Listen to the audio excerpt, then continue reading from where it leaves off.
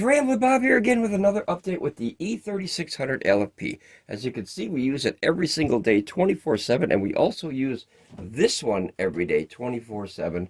And I'll show you how we utilize this one from the E3600.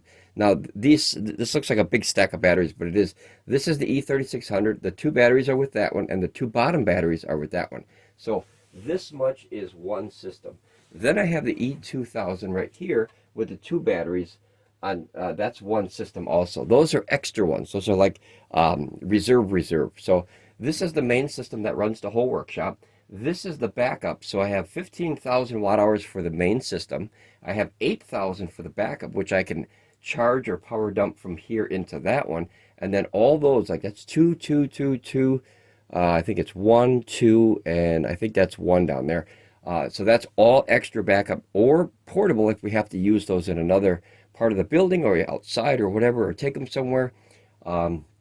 We really like this one for mobile. This one in a combination with the E1500 that's way over there, we like those a lot. You know, everyone uses what they used, you know, that's our combination, that what we like. And then the E1000 we're going to like for the winter side. So we're going to do the E1500 and the E1000 for the winter combination, and the Oupes Mega 2 and the E1500 for the summer combination. That's, you know, until we get more, because, you know, we're buying this stuff like all the time, guys. As you can see, we have stacks of it everywhere. If I could turn this here again, you can see that's a lot, guys. And there's I think there's more down there too. So yeah, we like power stations here. Hopefully you can understand and like that and respect that. Okay, I just want to show you how I use my E3600LFP, and maybe this will benefit you. I have solar coming in right now. It's only at 64 watts, so it's not much, but I'm only using about 87 watts right now for power. So I just got here, so nothing's really on yet. And then I also have 55% power. So when the sun comes in and fills up this whole unit, these three plus these two, it's 15,000 watt hours. If we have enough sun coming in by the solar panels and everything, then obviously you have nowhere else to put extra energy. So you could do that two ways. If you come into the building here or wherever your setup is, and you're almost full, and you know the solar is coming in, you can use one of these power dumping cables. This is the actual cable. It's just converted, that's all, so it looks messy, but this is the actual cable you get from PECRON, and this has two XT60s on there that can do 1200 watts a piece. So I converted that from XT60 to MC4 all the way down to 5-pin aviation. And then what that does is that allows me, I did a lot of headaches, but once that you get that mess all together, this 5-pin is able to dump power into this setup, which is the 8000. So that could be extra energy. You know, the one of the worst things in solar is beautiful day, no sun, and the absolute worst is beautiful day, lots of sun, and nowhere to store the energy. Those are the two worst things I can think of with solar power, other than something breaking, of course. But now, as you can see, I'm going to put this on a little bit bigger screen. I apologize, I only have a simple cell phone here to record. So it's 1247 here, it's 55%. We got 60 watts in and 84 or 86 out. So when I hook this up, you'll see that the energy will flow from this system, from this cable way down here, all the way to this thing, up to the E2000. So you'll see, this is how we use ours. And like I said, we use this every single day. This one for sure every day, and this is on probably every 2 days, because you don't always get the best sun, or you utilize the power so you don't have any extra. But that gives an extra gas tank, if you will, of 8,000 watt hours that you could put back into this system, and that way you can have a longer run time. Now you could do that a couple ways. I have a simple way where if you want to just like trickle 100 watts from this system into this one, you could do it like that, and that way you could run all night. That way your security cameras don't turn off and stuff like that. Or you could charge it the old-fashioned way and plug the AC into this system and then power dump from there into there. Yes, you do lose power that way on the conversion, but it's better to have it that way than to lose all of the power by not being able to store it somewhere. I think that's important. Okay, so as you can see here, hopefully you can, this says 537 watts. So out of this system right now, we have 88 watts coming in, which 93. It's starting to go up because, like I said, it's a terrible day today. but I just got here and the sun is not working. So this energy is coming from this set of about 540 watts through this cable up into the main system up here, the backup system, which is the E2000 LFP. Now this is a 24 volt system. However, you're using the MPPT controllers for the energy, so it converts it to storage of what you can utilize in that system. See, so you can use systems that are different voltage as long as you have a mediator in between them, which is the MPPT controller and the BMS, so you don't have any voltage issues. You'd never want to mix multiple voltages together in one system. Let's see here, what else do I got here? Let me go back here. There's also a really cool setting on this thing that I don't use a lot of AC power. As you can tell, I have a lot of batteries, so I don't utilize a lot of AC power. But there's a really cool thing that I started using when we need it, if the batteries ever get too low. Like in this time of year, you have a lot of rain, and now the snow is starting, so you have a lot of problems with leaves that cover the solar panels, and if you're not here to get out there and blow them off all the time or clean them off or whatever, and with the snow, obviously you're not going to get the power to your station. So if you're gone for a day or two and there's no sun, this system obviously drops down for power. So this, in the settings, if you hit the menu button, okay. Oh, also if you want to check the battery cells, you hit the menu button and then the battery health status, and then you'll see that the voltages are either all the same or there's a problem. So that's an easy way to check that. So there is a setting here, like say you wanted to do AC power, okay, but you don't want to use any AC power to charge the batteries. You just want to utilize it for the UPS function, which we don't do, but I just want to show you how we do it as a backup idea. So you go to your menu, and then in your input and output settings right there, you go here and you have on the first option, it says battery level at which AC charging stops in UPS mode. So if you click that, I have it set to 10%, which is very, very low. The reason I do that is because if I ever have to hook it to the wall or want to hook it to the wall for emergencies, lack of power, or whatever, I don't want to use any energy to charge the batteries, because that's extra money in your pocket on your bill, right? Or from your pocket to your bill. So I always set it down. You can set it, as you can see, to whatever you want, right? But I set it down that way it utilizes the main core functions of what you need until you get there the next day or whenever you get there, right? But it won't put any extra power in. It just uses what it needs for what you're running, plus a little bit of conversion loss, which is, that's typical. So let's see here. There's also something that I want to show you guys. When you're charging, you have the traditional charging cord, which is this one here. Let me bring this over here. So this is the traditional charging cord, which is that really weird, I think it's like a MJ32, it's a weird plug, and then you have the traditional plug that goes into your outlet. You put that in, Now remember, when you're using UPS mode, this is a very important thing. A lot of people, I don't think, understand this. When you're using UPS mode, when you have this hooked to the wall, the UPS is going to draw 100% of its energy from the wall, right? So if I, like say I was running this system, I had it UPS, not charging any batteries, and all of a sudden I want to run a 2500 watt heater. Well, the problem with that is using this UPS, right, the UPS method with the original cable, that only is limited to the energy in the wall, in the grid, right? So if your grid is only, valued up to 2000 watts or rated up to 2000 watts, and then it pops, right? Pops the circuit, or the voltage starts to drop because obviously you're using 100% of the power from the wall or more possibly, this will have a fault. This system will have a fault. And the reason it does that is to protect the system, because if the voltage going in is too low, that's bad, right?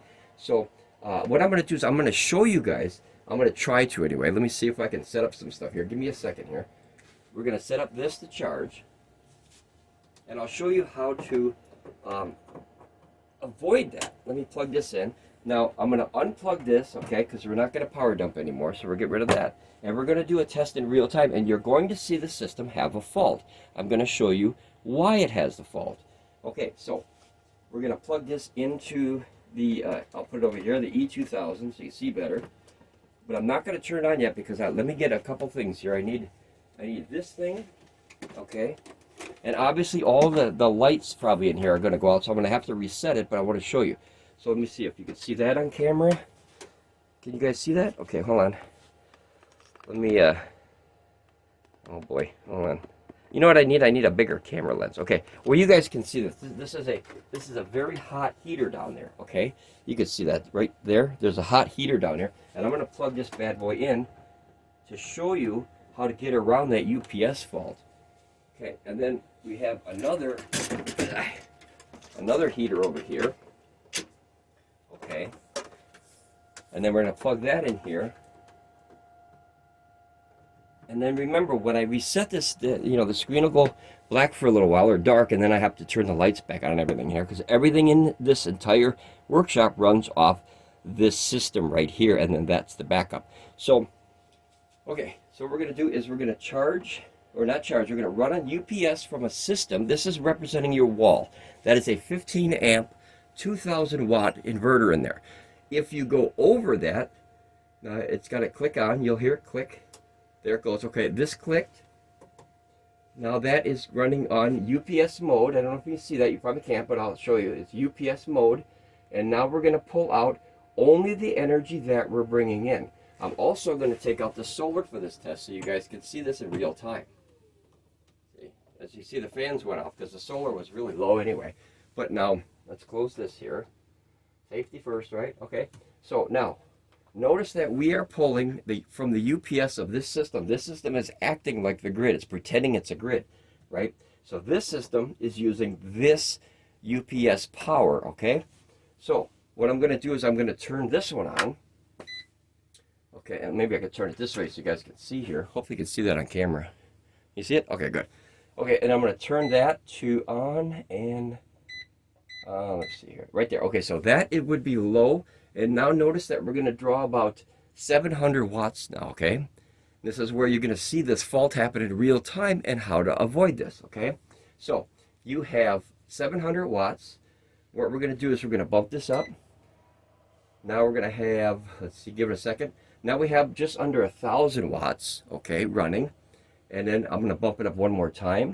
And now you're going to see it kick all the way up to 1,500 watts. Now, it's obviously running perfectly because it's designed to do that, right? But remember, the limit of this inverter is only 2,000 watts. So you would expect this to drop, but this is going to have a fault because it's a protection. When the voltage drops, this thing has a fault to protect this system, because you don't want that low voltage or bad electricity to get into this system, right? So we're at 1,500 watts now. Watch, I'm going to force a fault on this machine now. So I'm going to turn on this one. This is going to make it fault. As you see, it instantly, you see that? Now you hear the beeping. Okay. Oh, my lights are still on. Good. I probably, oh yeah, that's right. I'm running on the other system for that top light. So the rest of the lights and the rest of the room. So then what you do is you hold this, you turn off that output. Give it a second. Oh, it's got to reset here. Maybe it's this one too. Oh, yeah, it's this one too. Okay, that was the one that was beeping a lot. But now this system reset, right? So you go like this, turn this back on, and notice that it reset everything, and you're back to 52, 55% power, and then you're back to normal. So when you plug this back in, turn this back on. I forgot that the E2000 makes beeping also. So now this will click back on, and it'll go back to the UPS. Give it a second, it has to click. There it goes. Okay, that means the inverter is using this as a UPS. So you can see that the power came up and the power came down.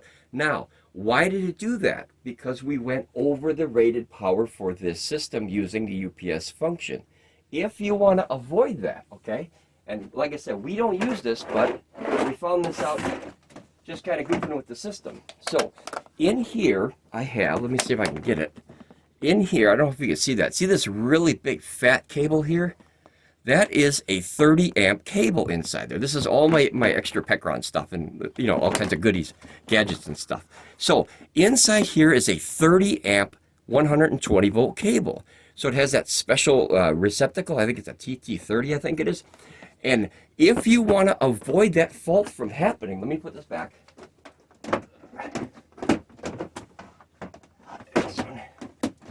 got lots of stuff here, guys.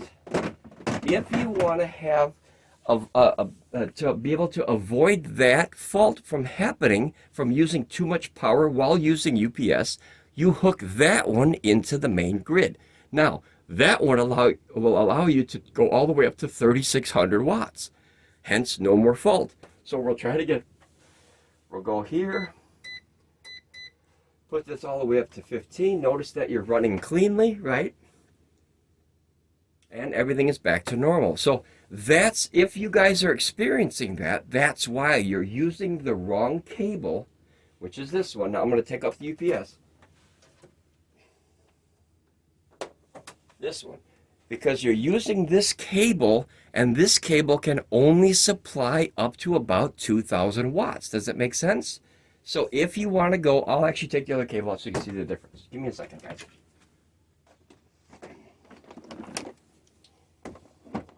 Like I said, we don't need this or utilize it, but some people, I think, are having issues with this, and they think it's a fault of the inverter. I don't think it is, and if I'm wrong, correct me. But I believe that if you use this cable, your UPS is limited to the power of this cable and what you're drawing from. If you utilize this cable, this is 30 amps. This limits you to 15 amps. This one, as you can see, this monster guy, this one limits you to 30 amps. See the difference of that? That's huge, guys. So if you are having a fault with your system while using UPS, use the other cord. Then you can utilize the entire system as a UPS for 3,600 watts. Now, I don't know if that's correct or it's supposed to do that. This is the first time that I've ever really used UPS and ever since I got this, because I don't use that. We don't utilize UPS hardly ever, and I mean ever. We are solar, 100% solar, and as you can see, 100% battery here. So let me clean up the mess here. And like I said, if I'm incorrect, guys, correct me so I can learn too. But I believe that some people were having fault issues because they were trying to pull out too much power while in UPS mode. Now, how did I find this out? The simple way I found this out from, using this cable instead of this cable for full UPS mode is we were vacuuming in here, and my wife, Miss Ramblin Bob, she goes and puts on the coffee maker. Well, a 15 amp vacuum and a very hot coffee maker pushes it over 2,000 watts easily, right? So we had a fault. So I tracked down why it did it. So, like I said, when you hook up this one, it doesn't have that fault because you're putting the proper wattage and amps to your system. When you're using this little one, it's going to fault because remember, as UPS, it's using the energy from the wall and not the system. So when you're able to supply enough energy to the system, it's not going to fault. Now, like I said, if I'm incorrect with this, guys, help me learn. But I believe that some people were having a fault issue because they were using the wrong cable. So when we hook this up, we don't have this receptacle here. We have one downstairs in the dungeon basement. This, I think it's TT30, I think it's called. When you hook it up through this and you run 2,500 watts, 3,000, it ran just fine. But when I ran UPS this way, it always gave me that fault, and I believe that's why. So hopefully that'll help a lot of you guys. Hopefully that'll really, if anyone's out there having that fault issue, you can see it doesn't hurt the system. It resets like it's supposed to. That's designed for safety.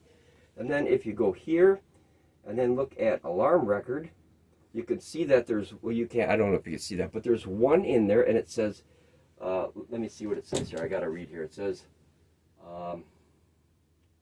output of inverter, something up. I can't, it's so tiny, guys. I can't read that. It says something, overload of inverter output. Okay, so that's what it says.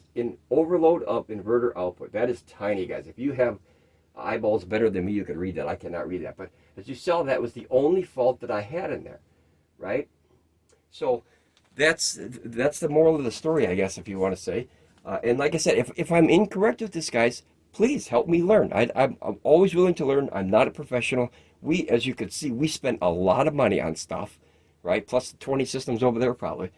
We spent a lot of money on this stuff. We really enjoy solar. It's changed our lives completely. We're more aware of the power that we waste and utilize on a daily basis more than we've ever done before, because when we were kids, we just didn't care. We left the refrigerator open, we left the door open, we left the heat on. We didn't care because we didn't have to pay the bills. So it's different now, obviously, when we're old and gray. So this one, guys, if you want to run the UPS up to 15 amps, okay? This one, if you want to run the UPS up to 30 amps. Any questions? Look at the size difference, guys. And you could see why it would fault. You can't get 30 amps through this little cable. It'll start on fire. I guarantee that'll heat up so bad if you could put 30 amps through there. This would be a melted blob, and this would be running cool as a cucumber. So I believe that's it, guys. I think that's it for this update, but I really wanted to do a video talking about this because, here, I'm going to power dump again. As you can see, the system is fine. And oops, wrong one. You don't want to do that, guys.